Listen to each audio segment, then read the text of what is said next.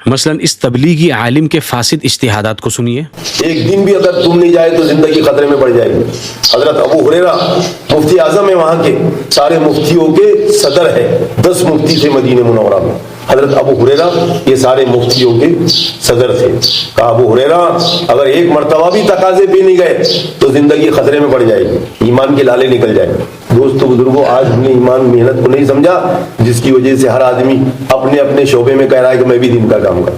ابھی وہاں علماء میں بات کر رہے تھے مولانا صاحب، تو ایک آدمی نے یہ کھڑے کے کہا، مفتی نے، کوئی مفتی تھے مدرسے، کہا ہم مدرسے میں پڑھاتے تو ہم بھی دین کا کام کرتے۔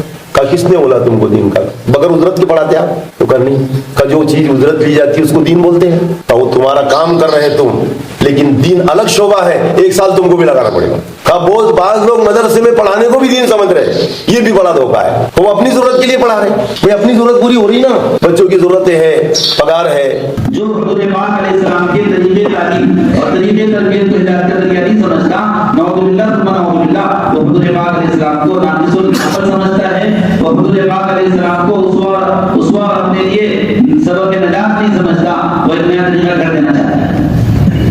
آپ علیہ السلام کے مدرسے کے طلباء کی تعلیم تربیت میں جو طریقہ آپ نے اختیار فرمایا تھا، صبح قیامت تک ہر مدرسے کے طلباء کی تعلیم تربیت کا وہی طریقہ چلے گا، چاہے دنیا جتنی ترقی کر جائے۔ علم کے لینے دینے کی جگہ مسجد تھی، حالانکہ زمانہ نے علم کو مسجد سے نکال دیا، انہیں کیا سب کا محفوظ ہے، کسی کو اشکال ہوتا رہے، حالات نے مسجد سے علم کو نکالا اور علم لینے دینے کی جگہ مسجد تھی، اور آپ نے اپنے مدرسے کا نظام مسجد سے قائم فرما کر طلباء کو اپنی مسجد میں جوڑ کر ان کی ایک ایک عمل پر پوری نگاہ ڈال کر اپنے ساتھ جوڑ کر مقامی اعمال میں چلایا تھا، اور اپنے ساتھ جوڑ کر نفر و خروج پر اٹھایا تھا۔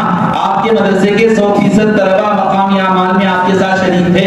ایک عمل ایسا ثابت نہیں کر سکتے کہ سب حضور کر رہے ہوں، سب کے طلباء نہ کر رہے ہوں، اور ایک نفر آپ ثابت نہیں کر سکتے حضور پاک علیہ السلام نے نفر کیا ہو اور صحابہ کے طلباء نفر سے پیچھے رہ گئے ہوں تعلیم کی وجہ سے، کوئی ثابت نہیں کر سکتا۔